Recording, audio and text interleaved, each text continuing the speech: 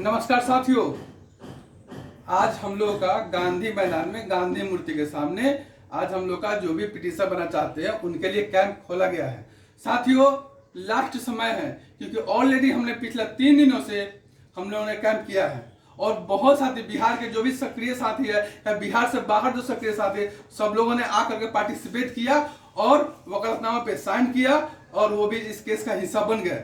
तो जो साथियों अब तक छूटे हुए हैं उन साथी से आग्रह है कि आप गांधी मैदान में 10 बजे तक पहुंचिए। उसके बाद हम लोग की प्रक्रिया शाम तक होती है। आप शाम तक भी आ सकते हैं, 4-5 बजे तक हम लोग वहां बैठते हैं। तो कृपया करके आपसे आग्रह है कि अगर आप उसमें शामिल होना चाहते हैं तो आप गांधी मैदान में आइए। दूसरी बात मैं साथियों कहना चाहता हूं, कुछ दलालों से सावधान रहने की जरूरत है। कुछ दलाल जो निरहुआ पासवान जैसे दलाल हैं वो फिर से आपको बरगलाने के लिए, फिर से आपको घुमाने के लिए और फिर से आपसे पैसा तस्वीर करने के लिए वो नए नए फंड रखते रहते हैं, नए नए चक्रव्यूह रखते रहते हैं, कैसे अभ्यर्थियों को बेवकूफ बना करके उनसे पैसे लेते हैं। उनसे भी सतर्क रहने की जरूरत है आपको। उनसे और खास करके सीटेट बीटेट के अभ्यर्थियों से वो नहीं जानते उनके बारे में। वो जो निरहुआ पासवान है उसके बारे में सीटेट बीटेट के बहुत सारे अभ्यर्थी जो नए हैं वो नहीं जानते। एसटीटी के सब तो जानते हैं, जो पुराने अभ्यर्थी वो सब जानते हैं कि निरहुआ पासवान दलाल किस्म का व्यक्ति है, वो दलाली करता है, केस के नाम पे, चंदा के नाम पे दलाली करता है। तो उससे भी बचने की जरूरत है।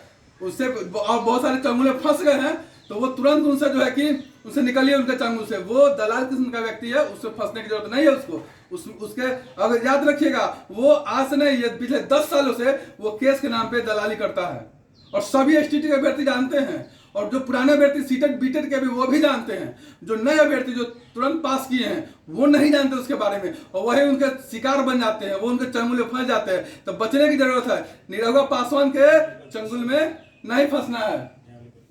और दूसरी बात कि आप जानते ही हैं, आप सब लोग जानते हैं कि सीटेट बीटेट के लिए हम लोग नियमावली 23 को रद्द कराने के लिए हाई कोर्ट में ऑलरेडी केस किया जा चुका है। आपको मालूम होना चाहिए। हम खास करके सीटेट बीटेट के अभ्यर्थियों से कहना चाहते हैं कि आप सतर्क रहिएगा, आपके लिए ऑलरेडी केस किया जा चुका है। तो अब किस नाम पे वो तसल्ली करेंगे? हम लोगों ने तो केस किया ही ना है। सीटेट बीटेट के नाम, सीटेट बीटेट के लिए हम लोगों ने नियमावली 23 को रद्द करने के लिए हाई कोर्ट में केस किया है ऑलरेडी, सब कुछ हो चुकी है।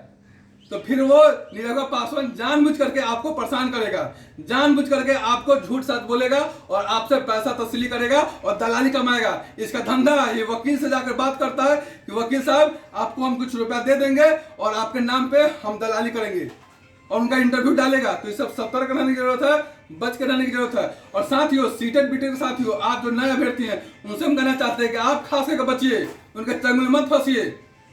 और हम लोग कैंप कर रहे हैं गांधी मैदान में, गांधी मूर्ति के पास, सुप्रीम कोर्ट के लिए। बस उसमें एसटीटी के अभ्यर्थी आएंगे, एसटीटी के जो मेरिट लिस्ट के अभ्यर्थी वहीं आएंगे क्योंकि 30,675 की उसमें चर्चा हो रही है और उसी के विज्ञापन को पालन कराने के लिए हम लोग सुप्रीम कोर्ट गए हैं।